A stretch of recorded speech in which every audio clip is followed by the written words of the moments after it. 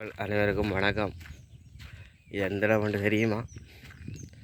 இதான் வந்து புணுக்குணாவை குளம். பாருங்கள் எப்படி இருக்கண்டு. அதில் ரோட்டு போட்டிருக்காங்க. இதில் முந்தி இருந்த சின்ன ரோட்டு ஒன்று இப்போ பெருசாக ஆட்டி போட்டிருக்காங்க. இதில் வந்து 3 குளம் இருக்கு பாருங்கள். இது ஒரு குளம், இதுக்கு அங்கால ஒரு குளம், அதில் ஒரு மலை. ஆனால் இதில் பெரிய ஒரு அதிசயம் ஒன்று என்னென்றால் ஃபுல்லாக மலையும் தான். ரெண்டாவது வந்து இதில் இந்த அதிசயத்தை காட்டுறோம் பாருங்க. இது ஒரு குளம் சரியோ. குணகுணாண்டா இந்த இடத்துல வைக்கணும் தெரியும் எல்லாருக்கும். இங்கே ஒரு வேலை திட்டம் வந்திருக்கிற ஒரு மீன்வளர்ப்பு பண்ணொண்டு கட்டுப்படுது. அது வேலைக்கு வந்தாங்க. அதான் வந்து சரி எங்களை உறவுகள் பார்ப்பாங்க நிறைய பேர். இந்த காணொலி கண்டு தான் எடுக்கிறேன் பாருங்கள். கண்டிப்பாக வந்து இது ஒரு குளம். அந்த கட்டு திட்டத்துக்கு அங்கால ஒரு குளம் இருக்குது. கழிஞ்சு நான் சொன்ன அதிசயம் எங்கே இருக்குன்னா யாருங்க ஆற்றுக்குள்ளே கோயில். சரியோ, ஆற்றுக்குள்ளே கோயில் பானடைஞ்சு போய் கிடக்குது. நடு ஆற்றுக்குள்ளே இருக்குது. அதாவது வந்து நடு குளத்துக்குள்ளே இருக்குது இந்த கோயில்.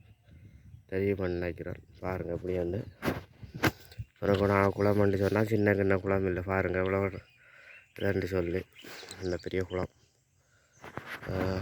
தெரியாத உறவுகள் இருக்க மாட்டேங்க நிறைய பேர். வடக்கு கிழக்கு சேர்ந்த உறவுகள் நிறைய பேர் இருப்பீங்க தெரிஞ்ச நீங்கள். இதான் குணகுணா குளம் தெரியும். ஏன் இந்த காணொலி எடுக்கிறேன்னா எங்களோட உறவுகளும் சரி நாங்களும் இங்கே வந்திருக்கிறோம். நாங்கள் மட்டும் பார்த்து சரி வராதானே எங்களோட உறவுகளும் கொஞ்சம் பார்த்தா நல்லது. இது வந்து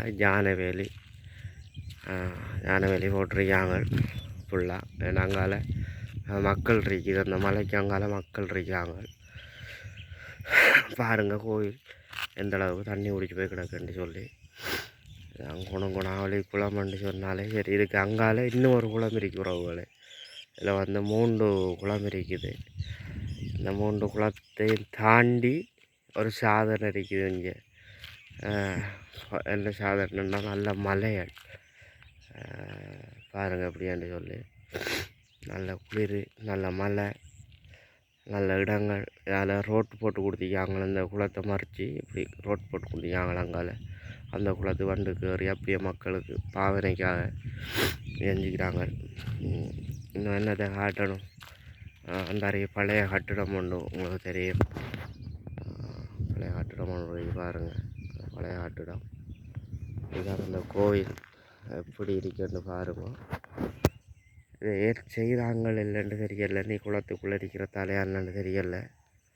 இது முருகன் கோயிலா இல்லை பிள்ளையா கோயிலா என்னன்றதே தெரியாது. தெரிஞ்ச உறவுகள், இந்த ஏரியாவில் இருந்த உறவுகள், இங்கே பிறந்து வளர்ந்த உறவுகளுக்கு தான் இதை தெரியும். ஆனால் இதை நம்ம கேட்க இமெயில் அது ஏனது இப்படி இருக்குன்னு சொல்லி தெரிஞ்ச உறவுகள் மறக்காமல் கமெண்ட் பண்ணுங்கள். சரிதானே?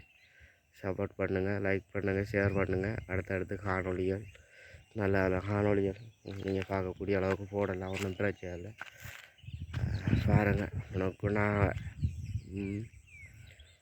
இதான் குணகுணாவன்றது. Okay bye.